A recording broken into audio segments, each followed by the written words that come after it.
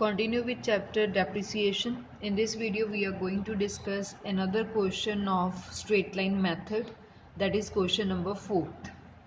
A company purchased a plant for rupees 80,000 on 1st April 2015.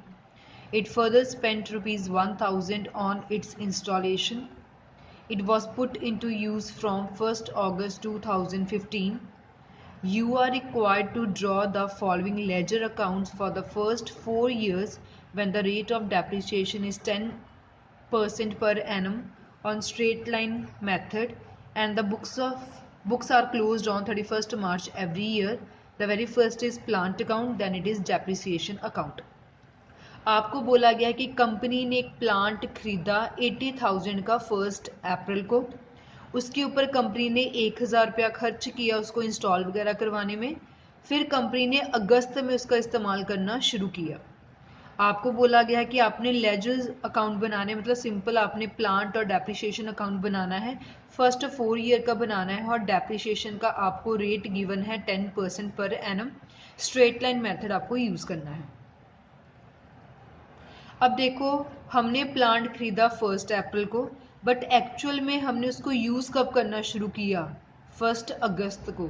सो उसके accordingly ही हम जो है डेप्रिसिएशन का खर्चा चार्ज करेंगे। ठीक है, अब देखते हैं क्वेश्चन कैसे करना है। सबसे पहले आपको डेप्रिसिएशन का रेट गिवन है 10%। सो ठीक है, 10% रेट गिवन है, हम उसके अकॉर्डिंगली देखेंगे। अब देखो, प्लांट की कीमत थी एक्चुअल में 80,000।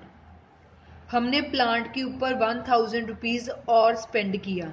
जैसे हमने कोई आइटम खरीदी, उसको घर में लाने तक हमने किराया वगैरह दिया, तो हम सब कुछ उसमें ऐड करते हैं और फिर हम बताते हैं कि हमें वो आइटम कितने की पड़ी। सेम इसमें भी ऐसा ही है कि 80,000 का जो था आपका प्लांट की कॉस्ट थी, 1,000 आपने उसके ऊपर खर्च किया, उसी दिन आपने खर्च किया जिस दिन आप उसको खरीदा आपने, तो हमारे लिए प्लांट की कीमत होगी 81,000। ठीक है, सो प्लांट की जो कॉस्ट है वो 81,000 हुई, 80,000 नहीं, क्योंकि जिस दिन हम उस प्लांट को लेकर आए उसी दिन हमने उसके ऊपर 1,000 रुपया खर्च किया ताकि वो वर्किंग के लायक हो जाए। तो जो भी आपने पैसा खर्च किया है वो उसी आइटम में इंक्लूडेड होता है। सो 81,000 का प्लांट हो गया। आपको डेप्रिसिएशन का रेट गिवन है 10% पर एनम। सो हमने डेप्रिसिएशन 10% पर एनम लगा ली, तो ये हमारे पास पूरे साल की डेप्रिसिएशन आ गई 8100। So this is a depreciation for the whole year. Fine. अब देखो, इस क्वेश्चन में थोड़ा सा अलग है, स्टार्ट करते हैं फिर हमें पता लगेगा। 1 अप्रैल 2015 को हम प्लांट लेकर आए, तो बैंक अकाउंट लिखा। वैसे हमारा प्लांट था 80,000 का, हमने इसके ऊपर 1,000 और खर्च किया, हमने बना लिया प्लांट 81,000 का। चाहे आप इसको सेपरेट लिख लें, to bank account 80,000 to bank account 1,000, वो भी ठीक है। कंबाइंड लिख लें, वो भी ठीक है। ठीक है, सो पहले साल आपने पहले दिन प्लांट को खरीद लिया, फिर साल का एंड आ गया। जो साल 1 अप्रैल 2015 को शुरू हो रहा है, खत्म कब होगा? 31 मार्च 2016। साल के एंड में हम क्या करते हैं? हम डेप्रिसिएशन का खर्चा लगाते हैं। अब इसमें ध्यान में देना कि जो प्लांट था ना, एक्चुअल में हमने उसको यूज करना शुरू किया 1 अगस्त को। जितने मंथ उसको यूज करोगे डेप्रिसिएशन उतने मंथ की लगती है। डेप्रिसिएशन का मतलब क्या होता है कि जब हम एसेट को यूज करना शुरू करते हैं तो आहिस्ते आहिस्ते उसकी वैल्यू कम होनी स्टार्ट हो जाती है। जब हमने यूज इसको अगस्त से किया तो डेप्रिसिएशन भी उसके अकॉर्डिंगली डालनी है। सो हमने इसको यूज किया अगस्त, सितंबर, अक्टूबर, नवंबर, दिसंबर, जनवरी, फरवरी, मार्च, 8 महीने उसको यूज किया। सो हम सिर्फ 8 महीने की डेप्रिसिएशन डालेंगे। ठीक है, सो पूरे साल की डेप्रिसिएशन है आपकी 8100। हमने सिर्फ 8 महीने की कैलकुलेट करनी है। So multiply 8 divided by 12। साल में 12 महीने होते हैं, हमने सिर्फ 8 महीने की कैलकुलेट करनी है। सो ये फॉर्मूले में पुट किया। सो 8 मंथ्स की जो डेप्रिसिएशन है ये आपके पास सॉल्व कर आ जाएगी 5400। Clear? So depreciation for 8 months are 5400। So depreciation हमने यहाँ लिखनी है सिर्फ 5400, क्योंकि प्लांट को हमने पूरे साल इस्तेमाल नहीं किया। जितने मंथ यूज करेंगे खर्चा भी उतने मंथ्स का ही डालेंगे। ठीक है, साल के एंड में हम बैलेंस भी कैलकुलेट करते हैं। सो बाय बैलेंस कैरी डाउन 81,000 में से 5400 माइनस किया, आ गया 75,600। इससे हमारी दोनों साइड इक्वल होगी 81,000 81,000।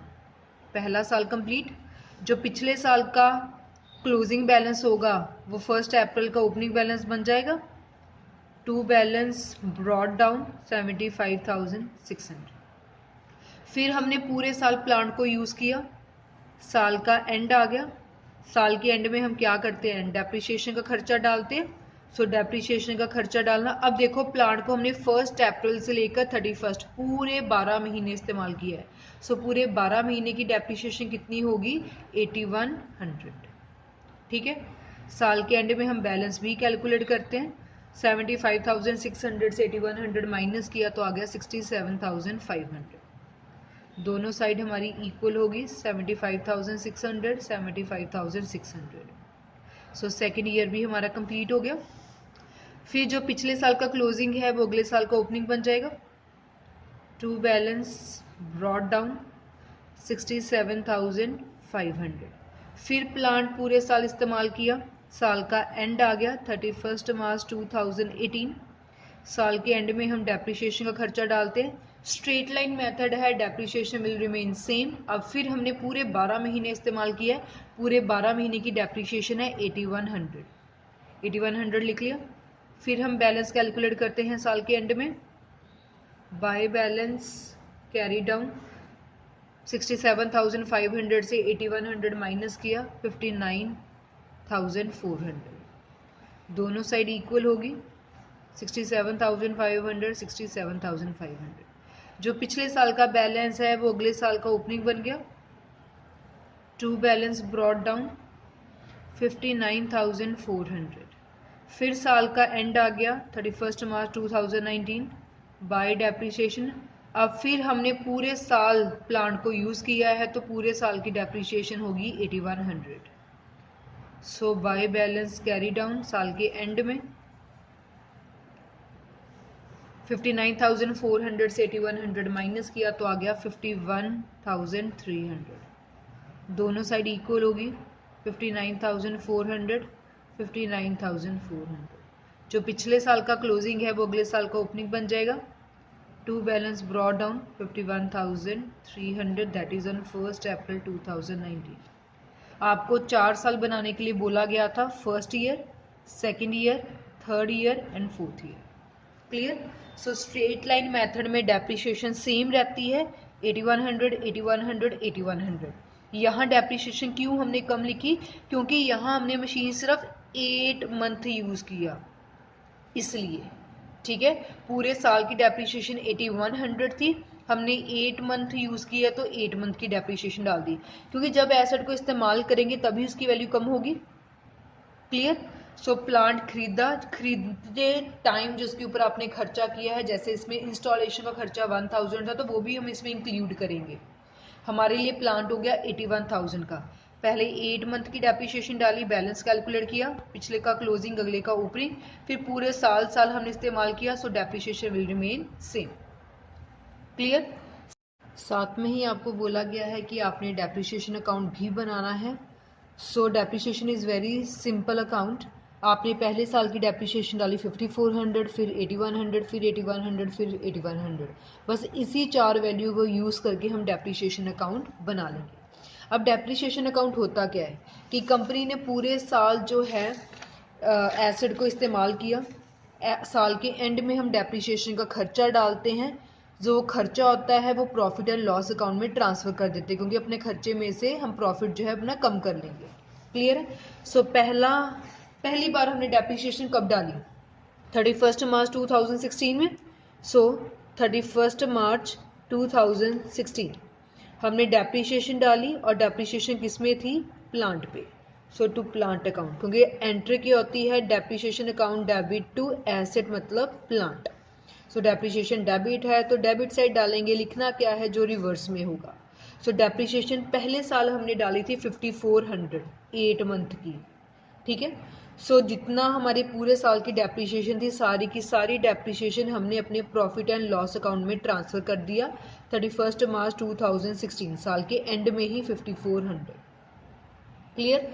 सो डेप्रिसिएशन अकाउंट कंप्लीट, पहला साल कंप्लीट। इसमें कोई बैलेंस नहीं होता क्योंकि हर साल का खर्चा हम अलग अलग दिखाते हैं और हर साल के प्रॉफिट के ऊपर इसका इम्पैक्ट पड़ता है। सो पहले साल का खर्चा था 5400, उसको हमने प्रॉफिट एंड लॉस में डाल दिया 5400, दोनों साइड इक्वल होगी, दैट्स ओवर।